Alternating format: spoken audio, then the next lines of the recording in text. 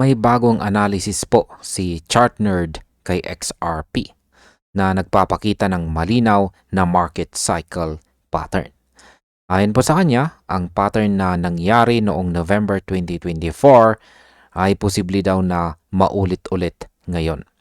Sapagkat noong 2024, si XRP ay nag-hold ng wide accumulation range sa loob ng ilang buwan bago po siya mag-breakout at pumalo ng higit 500% sa loob lamang ng 2 buwan. Ngayon pareho po ang galaw, mahigpit ang presyo sa support at resistance range at malinaw po ang consolidation.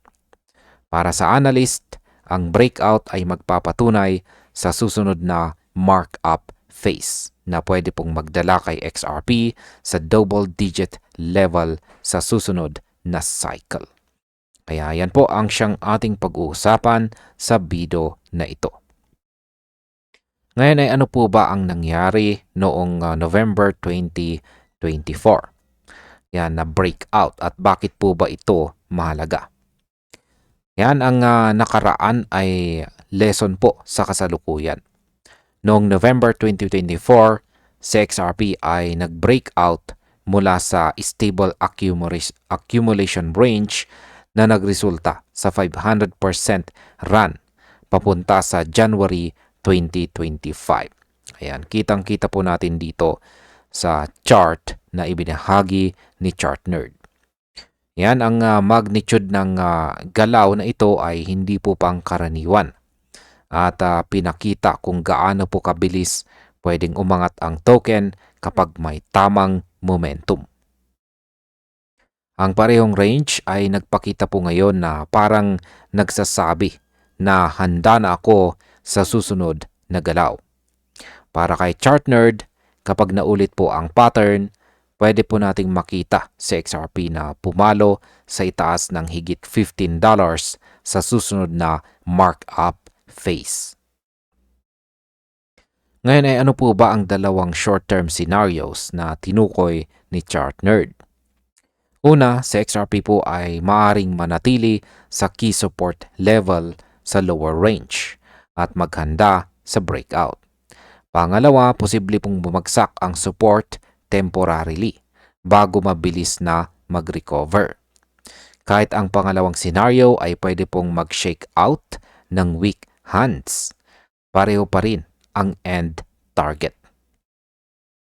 Ang parehong scenario ay nagbibigay po ng bullish signal dahil ito ay consolidation lamang na nag-iipon po ng lakas para sa malakas na susunod na galaw. Ang analysis po ni ChartNerd ay malinaw. Parehong scenario, nagli-lead sa markup phase kung saan pwede pong maulit ang malaking rally. Ano naman po ang kahulugan ng consolidation phase para kay XRP? Ang consolidation phase ay parang silent preparation or tahimik na paghahanda. Dito nag-iipon po ng lakas si XRP habang ang mga buyers at sellers ay nagbabantay sa bawat galaw.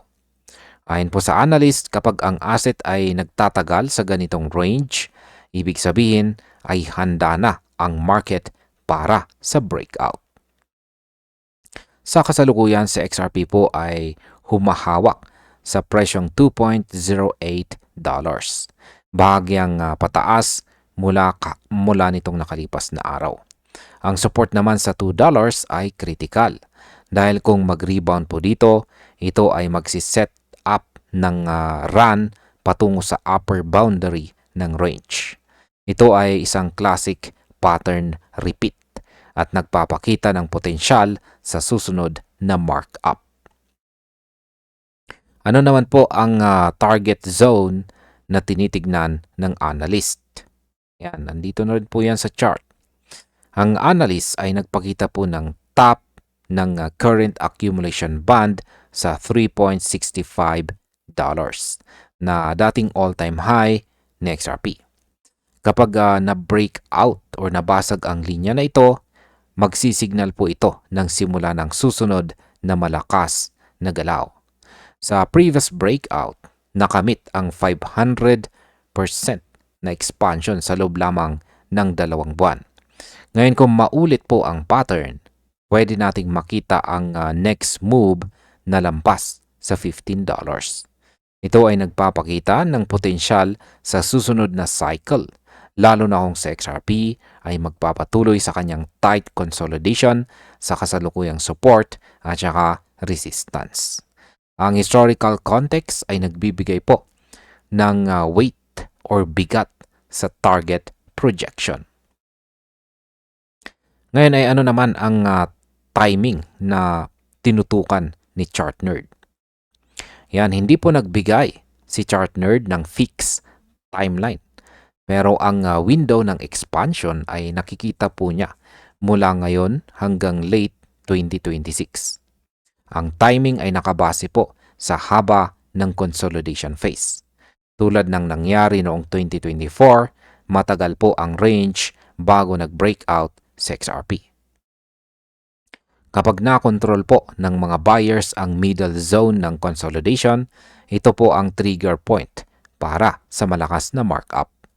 Ang market ngayon ay tila naghihintay ng confirmation at sa technical perspective, ang susunod na galaw ay nakadepende po sa price action, sa support at saka resistance levels. Ngayon ay paano po ang kasalukuyang presyo at saka market sentiment?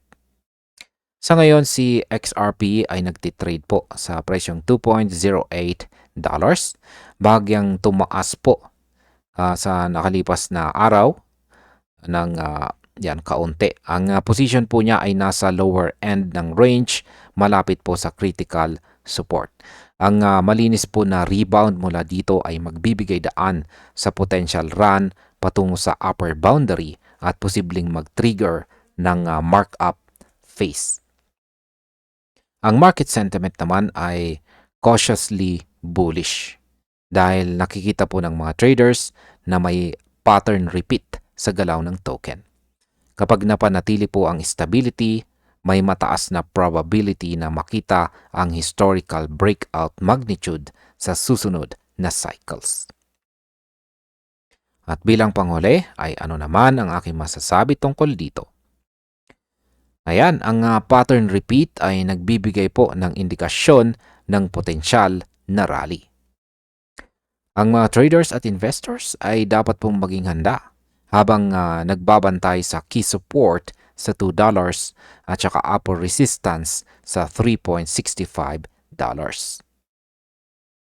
Ang historical data naman at saka technical analysis dito ni ChartNerd ay nagpapakita ng malakas na probability ng markup phase sa late 2025 hanggang 2026.